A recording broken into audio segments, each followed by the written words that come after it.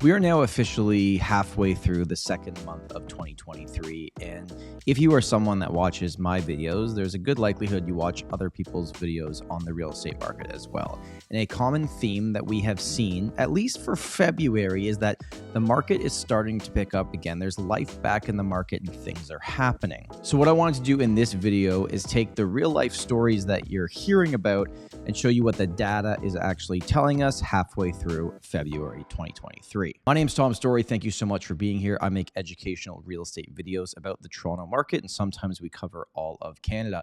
I'm also the team leader at the Story team here in the city of Toronto. If you get any value out of this video, all I ask is that you hit that like button. If you have not already, hit that subscribe button and join our growing community. You can also go into the first link in the description and book a buyer call, a seller call, or a discovery call directly with me at a time that works for you. One thing that we're aware is going to happen is that when the monthly real estate TRREB report comes out for February, because it is always year over year, it is going to look absolutely terrible, right? Like we're probably going to see average price down anywhere from 15 to 20%. Sales volume is going to be down 50% from what that crazy month was last year. So now that we know that's coming, that's okay. But year over year numbers right now we're comparing to a different time with different interest rates maybe aren't as helpful to a potential buyer or seller that's thinking about maybe doing something. Because multiple offers are back in the market. Are they everywhere? No. Is it what it was before? No, absolutely not. Does it even mean that properties are selling over the asking price? Sometimes the answer is no. So I think we also have to be clear on that, is that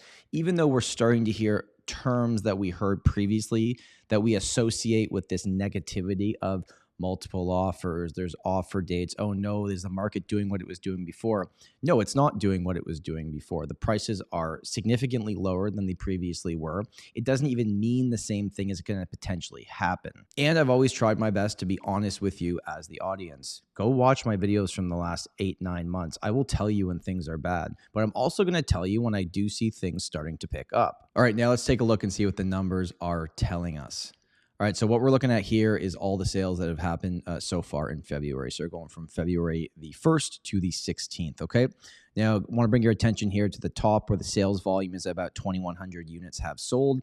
To put that in perspective, January only saw 3,000 sales for the entire month. With the conditional sales where they've agreed on price already, but not on conditions yet, and the second half of this month, there is a good indication that we could end up 4,500 to 5,000 sales. Now, that is still going to look significantly lower compared to what we saw a year ago in February 2022. But if you go back to 2018, 2019, that's kind of along the lines of what we saw in a more healthy market. The average price has also jumped up from January. We are over 1.1 million, where the January numbers were about 1,050,000. So you are seeing a bit of a jump up in month over month price growth, which is not something that I have said in a long, long time.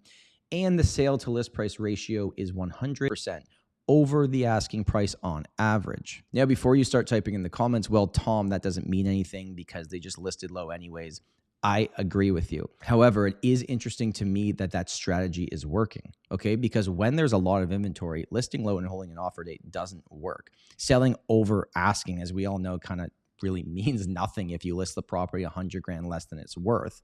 But the fact it's working, I think that is interesting. That is showing that there's still not a lot of good inventory. We have inventory, but not what people want. The type of inventory people actually want at the prices that they want is few and far between. I also talked about in my January update that about 25% of sales are over the asking price. Right now, it is at 33%. And the last thing I want to mention is where the most amount of sales took place. So entry-level housing, 1 million to 1,249 had the most amount of transaction. That is also the pocket of the market that you're seeing the most multiple offers and bids. There were 2 examples in the Danforth area of Toronto. One home got 24 offers, one got over 5. They were both listed well below what they were worth, okay? But they did get a lot of people to the table. Next up, I'm going to show you the month-over-month historical sale price trend going back to the beginning of last year. So the last 13 and a half months, basically. But just before I do that, I'd love to know in the comments, has anything that I've shown you so far surprised you in terms of what the market is doing, or is this kind of along the lines of what you were thinking it was doing based on, what people are saying right now? All right, now let's jump into month over month sale prices and what they are doing. Okay, so as you can see here, now this is the GTA, okay, not just the city of Toronto. Average sale price in January of 22 was $1.25 million.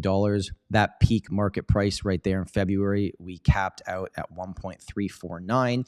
And then you can see several months of downward pressure. We bottomed out for the first time in July, then saw a little bit of an uptick over time here because July was really slow. Then last month in January and December, we didn't have great months either. But then if you see right here, you see January to February, we are starting to see our first real uptick in prices in a long, long time. At the beginning of this video, I mentioned the fact that we have to be looking at month over month data right now because the year over year data is just not going to really be reflective on what is actually happening, even though it's going to make for some phenomenal news headlines. So get ready for that. So what I'm going to show you now is the month over month difference in changes of price. So not what the actual price was, but the month over month difference, either going up or going down percentage wise on prices. What we are looking at here is you can see the price drop off. So this right here was February 2022. It was up 7.5% from January, but then March, we dropped off 3.5%. Now keep in mind the y-axis on the side here is 5% up 0 and 5% down. So these fluctuations look huge. They're not actually as big as they actually look, but just keep that in mind for the good and the bad. So we saw the big drop off from February to March, down 3.4% negative. But where I really want to bring your attention to is over here is January, and then you can see the February numbers so far. So you are seeing a bit of an uptick in pricing. So far, we're up 6.7%.